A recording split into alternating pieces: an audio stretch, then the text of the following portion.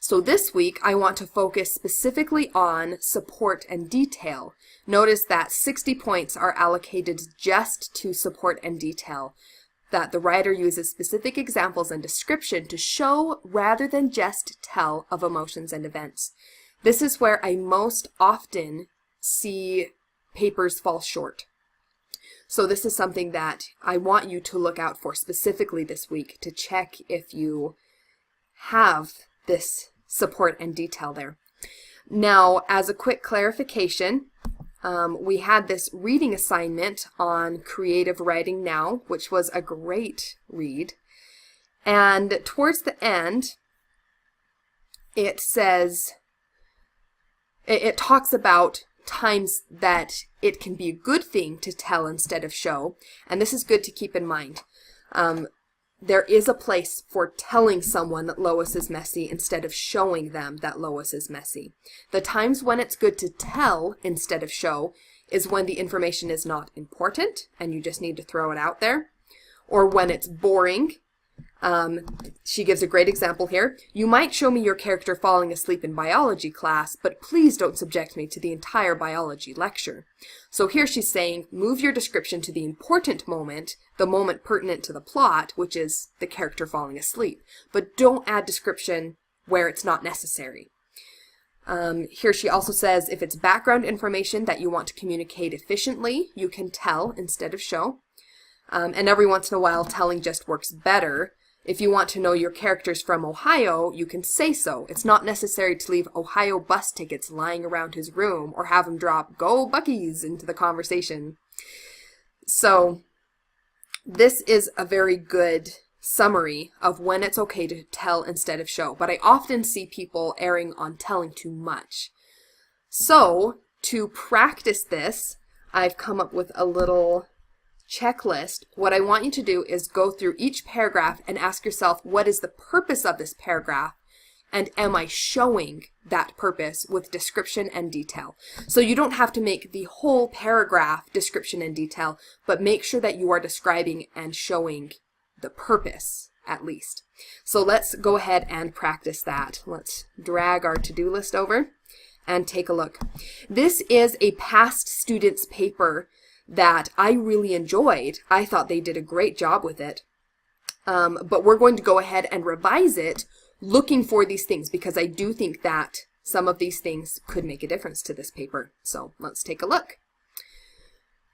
So let's go with paragraph 1. There have been many experiences in my life that testify to me that Heavenly Father has a plan for me. One of which is him preparing me to receive and accept the gospel by putting things in place so that I did. Okay, this student has used an introductory paragraph to introduce his thesis or main point. Remember that you don't necessarily have to do that. I think it works fine in this paper, but I also think the paper would work fine if he just took that out and showed me that thesis throughout the paper. So either way works, but you don't have to do that. All right, now let's go in earnest. So in this paragraph, let's ask the questions. What is the purpose? And is he showing it? I grew up in a Christian home, spiritual Baptist to be exact. Praying to God and attending church services was always a part of my life growing up, at least until I turned 9 years old. My father had an altercation with the minister of the church that we attended, and as such, stopped us from going. Us meaning my older brother and sister and my 2 younger sisters. My mother was the only one that kept attending. From that time onward until my teenage years, I didn't give much thought about God or Jesus Christ. I wasn't a bad person, I just somewhat forgot about them. That was until I was about the age of 19 in the year 1999. Okay, what was the purpose of this paragraph? Why did he include this in his personal essay? And this is always a good question to ask about your paragraphs. As I look through, I think he's trying to set a background. He's trying to show that he didn't give much thought to God or Jesus Christ. I would say that's the main purpose of this paragraph. So in your own papers, you can go ahead and highlight the thing that you think is your purpose or write it in the margins, whatever works best for you. So now we know the purpose of the paragraph. Do we feel that he is showing that purpose with description and detail? He kind of is, by showing us why he didn't think much about God.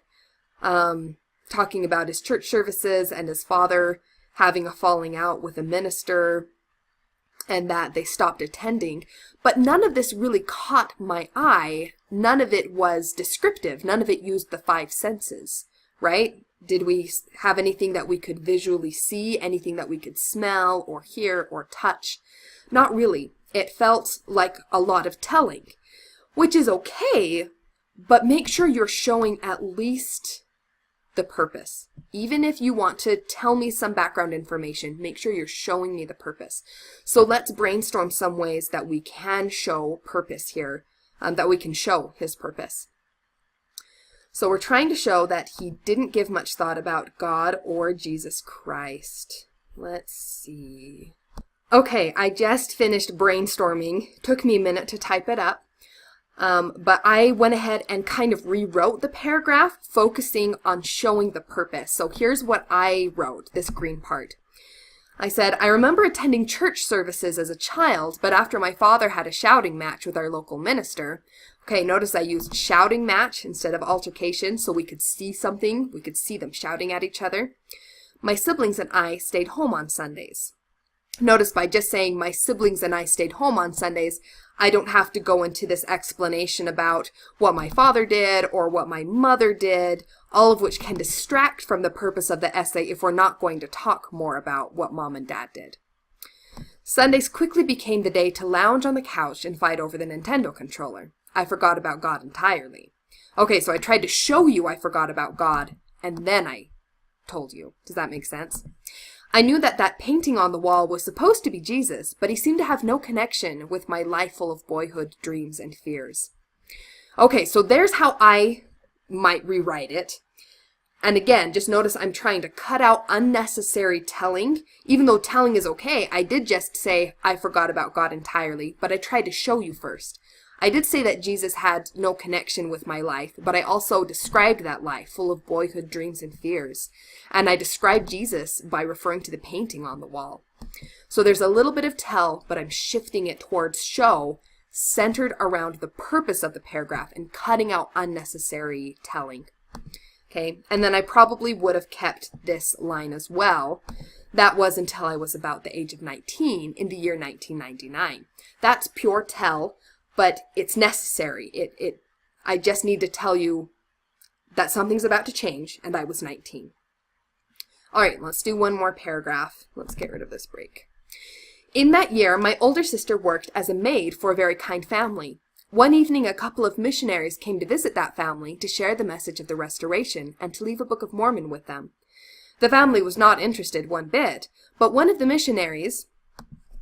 Notice there's just little typos here and there, and that's something that I expect you to correct before turning in the final draft. This student just didn't have it proofread when he turned it in. But one of the missionaries asked my sister if she wanted a copy of the book, and she graciously accepted. When my sister brought the Book of Mormon home, and she would often encourage me to read it, I would tell her, I have no time for that. Plus, one of my good friends whom I attended school with is a member of that church. He too would always try to get me to read that book. I had nothing against the book. It's just that God and church wasn't an important aspect of my life at that time. But for the months that followed, they would become important. Ooh, that's fun foreshadowing, huh? He's letting us know something is about to change. So what is the purpose of this paragraph? That's where it all starts. We need to know, what is it that we're trying to show? Why are we saying these things? As I look through it, I think that it centers around how his sister was encouraging him to read the Book of Mormon. Again, that kind of sets things up to let us know that he had access to this book and that someone was trying to get him to read it, but that he was resisting it. So I would say that's the center. And again, are we showing it? Was there anything we could see or smell or hear? Kind of. We had this dialogue in here, and that's a good start. That's something that we can hear. But we didn't get to see him telling this to her. We didn't get to see his facial expressions or her reaction or the book. So we could add a little bit more here to show, but I think it's better. I think that dialogue helps. So let's focus in on this moment. I'm going to take a minute to revise and look at that. Okay, I just finished writing up a little bit, and I kept the first part because I felt like this wasn't important information. And remember, that's something we talked about here. If it's not important and it's just background information you need to quickly give to the reader, it's fine to just tell it. So I feel like this first part of telling is probably fine. But then I tried to zoom in and show right after that by saying, when my sister brought the Book of Mormon home, she would often slide it towards me with a shy smile and ask me to read it. Okay, so now, instead of just saying she would encourage me to read it, I can see her sliding it towards him. I can see this little hopeful smile on her face, a little shy smile. That gives character to her and brings me into the moment. Each time she did this, though, I would wave my hand impatiently. Okay, so now I can see him waving his hand, I can see that it's impatiently, and I'm told it's impatiently, and that shows me he doesn't have time. It doesn't just tell me, it shows me. And then we get the dialogue again. I'm sorry, sister, I remember telling her once, I just don't have time for that. Sammy keeps nagging me about it too, but I just don't have time. So I added in a name here. I have no idea if this was his friend's name, but in here he said, one of my good friends whom I attended school with is a member of that church. And that seemed like a really long bit of tell that wasn't purposeful to the essay. This friend never comes up again, it's just not important. Whereas a name gives us a feeling of there being a real character there and of there being just someone in his life who's also nagging him. That's a more colorful word. So I feel like it adds more to the emotion of the moment instead of distracting with unnecessary telling. So Sammy keeps nagging me about it too, but I just don't have time. That's how I could revise it to focus on show in the most important moment. Now I know his sister's offering it to him. I know that he's impatient and doesn't want to read it. And I can see that. Instead of you just telling me, I see it. All right, I'm just going to read you the next paragraph because the next paragraph has great show instead of tell, and I want to show you that. All right, but for the months that followed, they would become important. I don't remember that exact date, but I do know it was a Sunday afternoon. I had just come home from work. It was about noontime, and the sun was at its apex. Okay, here he's definitely showing. He's setting up the environment. There were no birds chirping in the trees. No barking dogs could be heard. No leaves dancing in the breeze. Not even the wind whispered a word. And this silence that he sets, I think, is beautiful. All right, I'll be quiet now. I made my way from the living room to the kitchen area to get something to eat. While walking by the table, I saw the Book of Mormon just sitting there. At that moment, some inexplainable curiosity came over me to know what was in the content of that book. I made my way to the table and reached over and picked up the book. I held it in my hand, and for but a brief moment, I felt like this was written just for me. I made my way to the front step and gently peeled open the cover and started reading from the very first page.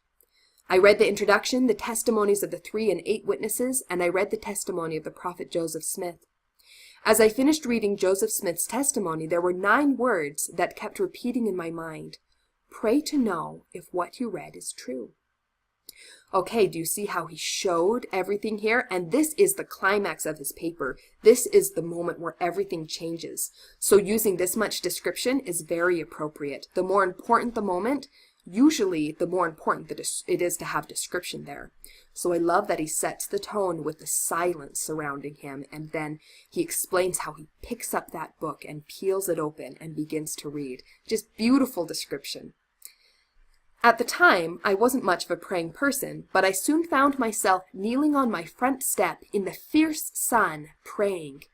To this day, I don't remember what I would have said or how I would have said it, but what I do remember is what I felt after I prayed. My prayer lasted about 30 seconds, and I rose to my feet. I looked around at that stillness that surrounded me, and then I quickly grabbed my chest as an unknown feeling seized upon me, a feeling that I could have only described at the time as a conflict of emotions. I felt sad, yet happy, excited, yet calm, afraid, yet at peace. I didn't know what was taking place at that time or what to do. In the midst of this perplexity, I thought to myself, was it something I ate or was it something I drank? And then at that very moment, my mind caught hold of the authenticity of the moment. I read a book and prayed to God to know if it was true. In that one moment for me, the heavens opened and God knew me. Isn't that beautiful? What I love about this paragraph is that he shows me, instead of just saying, I read a book and prayed to God to know if it was true, the heavens opened and I knew. He showed us this before he told it to us. He showed us the feeling that he felt and tried to describe that great complexity within himself. I think this is a beautiful example of showing instead of telling. So there you go. I hope that this exercise was helpful in showing you how to make sure that the purpose of your paragraph is being shown instead of told, and how to zoom in on that description once you are at the critical moment of your essay.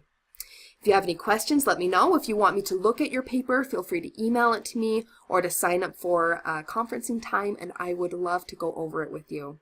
So let me know what I can do, and I look forward to seeing your essays.